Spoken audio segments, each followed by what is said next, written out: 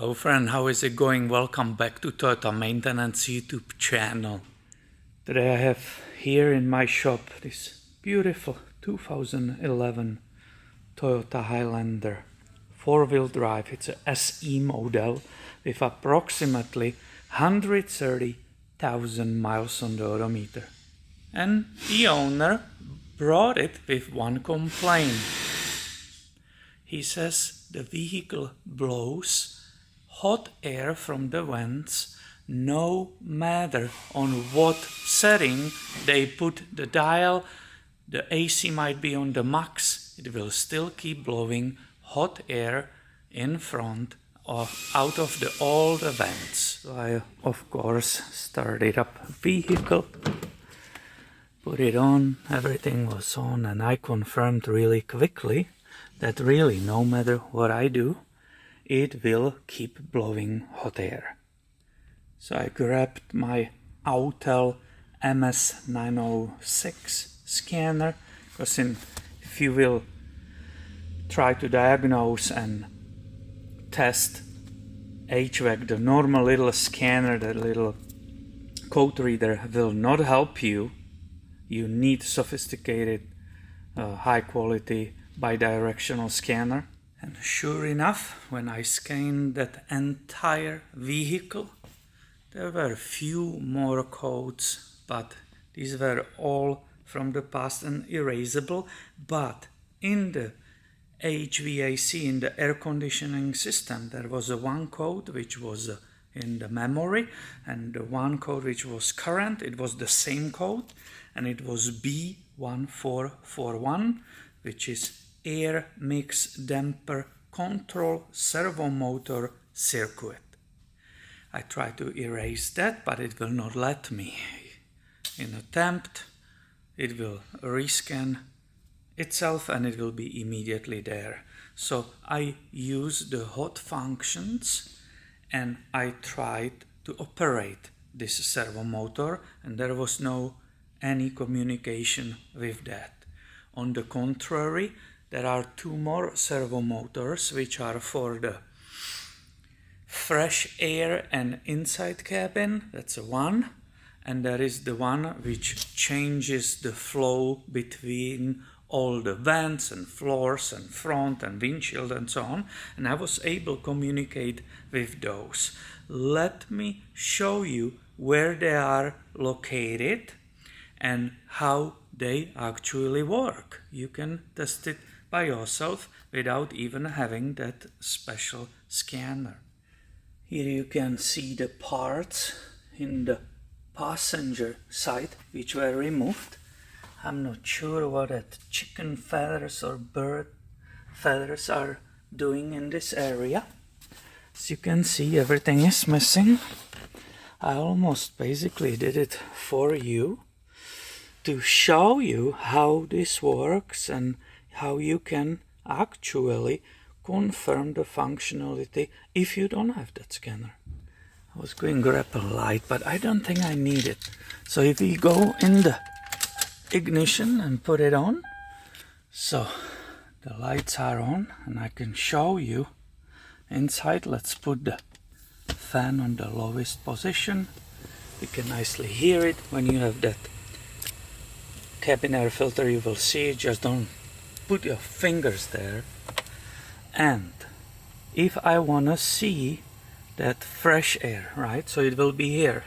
So let me push that button and you will observe what will happen. I have to be in this position, so I changed it here. It will not work where it was, but right now, look at it. So I push it again. That's one of the servo motors working. So it's that fresh air which you see right here, right? So boom, it goes up. That correctly works. Now, what's about these ones? That's this second servo motor which is right here. It's way more complicated. Basically, in the parts schematics, it looks like two motors together. So I will start moving it. Let's go maybe to the bottom and you just watch. You see that? Now I'm on the very bottom, I'm going up. one notch, second one. I saw this all I was able to direct with that scanner, but if you don't have it, you can always come and see if you just remove this area, which takes what, 15 minutes if you are careful.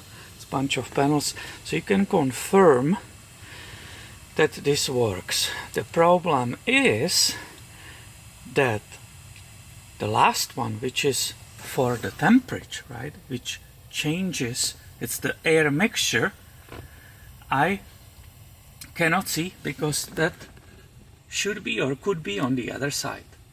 And I said should be because there are two versions.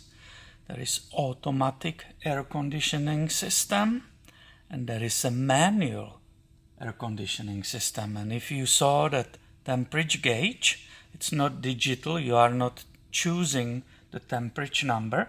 This is a manual AC, and actually on the driver's side, hidden deep in the dashboard, the servo motor is not there. It will be only on the automatic AC unit. So basically in the manual it's built in the airbox, and this is when it's coming a really bad news for the owner.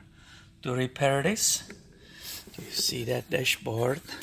Do you see that steering wheel? Do you see all these panels? Believe it or not, guys, everything has to be removed. The whole front has to be completely removed, disassembled, and only after that you have access on that box, in the heater box, which is right there in the heart of this vehicle.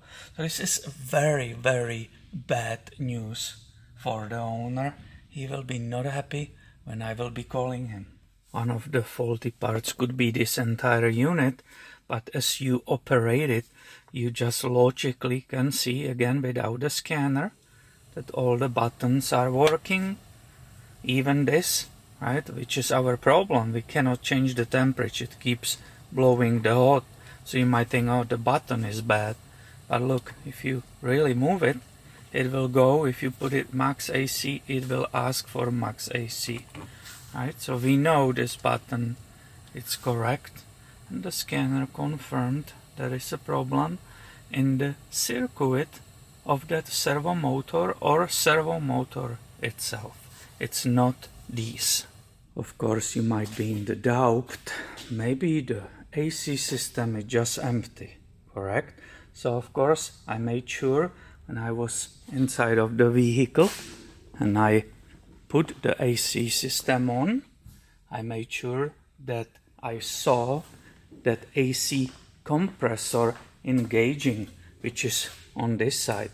Not only that, I grabbed my AC gauges, I hooked them to the system, high and low, and I observed the pressures when the AC system was off and when it was on.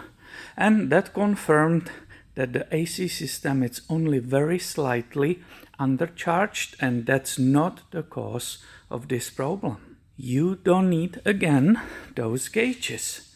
How you will find out that the AC works,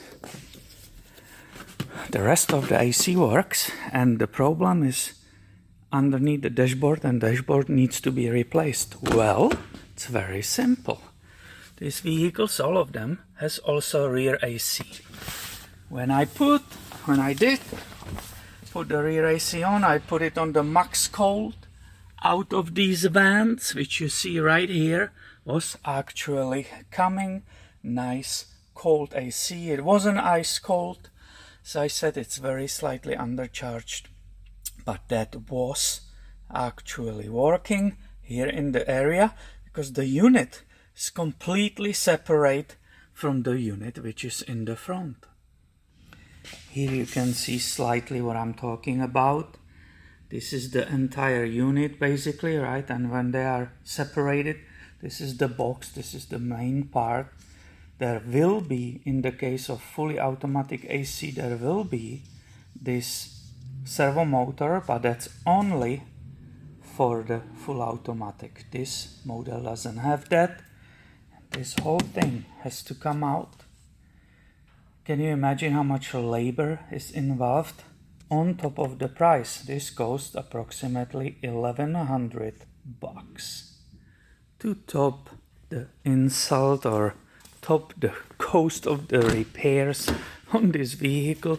The owner is not very lucky because his dogs, which were in the back, unfortunately ate both rear seat belts. This one is barely hanging there on the other side. This is the only one which is in the good shape, so there will be even more repairs on this vehicle.